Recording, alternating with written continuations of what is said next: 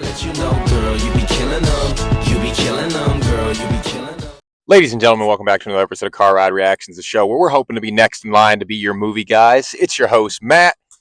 Ken's not here today, but I just got out of the new How to Make a Killing movie by A24 starring Glenn Powell, a movie I was really looking forward to. I thought the trailer looked like a great concept. So let's get into it. I really liked it, guys. I did. I think I'm going to just start off rip. I'll give you my score. Maybe a slight overhype here, but I'm going to give it an 8 out of 10. If you guys follow the channel religiously, or if you just saw the video we did for the heist movie Ken and I saw last week with Chris Hemsworth. Crime 101. To me, I liked this more than I liked Crime 101. I thought this was a little bit more entertaining of a movie. I thought it was... I cared about the character a little bit more. And I liked not the immediate cast more, but like the surrounding cast a little better. Like in Crime 101, Chris Hemsworth, Halle Berry, Mark Ruffalo, they all killed it. But in this one, all like Glenn Powell, Margaret Qualley, Topher Grace wasn't in it very long, but he did his thing. Ed Harris isn't in it very long, but he did his thing. So just great cast, and I thought it was a really cool story. For those that don't know, if you're checking out this video and you don't know anything about the movie, essentially Glenn Powell's character is, I think he's like ninth in line to inherit like $27 billion, a ridiculous and absurd amount of money. But essentially his mom got pregnant at 18, I think, and she was kind of shunned by the family and sent away. But they were not written out of the inheritance or the fortune, because I guess the person that wrote the inheritance wrote it in a way that the youngest person in the family would get it no matter what. It wasn't like, it didn't account for like who was on good terms with the family and who wasn't. So, kind of a cool concept to see a guy, just estranged from the family, but, close enough that he kind of gets the idea that he's going to try to like off some people and shorten up his route to that inheritance. So, I thought it was great. Margaret Qualley, who wasn't in it very long, I think that's her name.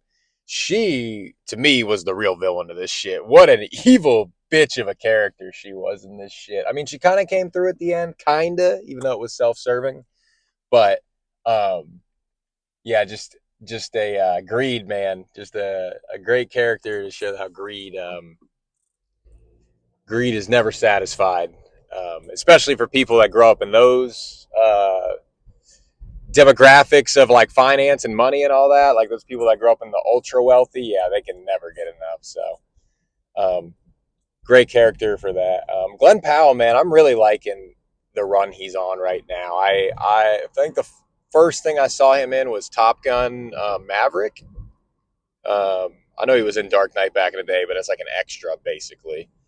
So I think Top Gun Maverick was the first time I noticed him. First time I saw him in a lead was Anyone But You with Sydney Sweeney.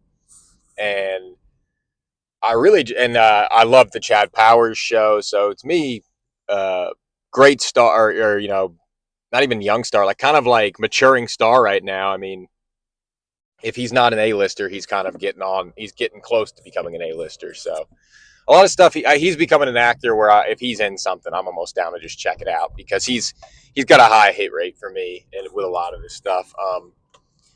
He in this movie, I mean, he wasn't like challenged as an actor in the sense that I haven't seen him. He didn't do anything I haven't seen him do before, but this was almost more like proof that he can be a leading guy and a star man in Hollywood. I guess complaints about the movie. I thought the first and second act were stronger than the third act. The third act came and went pretty quick. It also it was mostly like, I guess, repercussions for things that had happened earlier in the movie. But man, like getting the spoilers as well, we always do on this channel.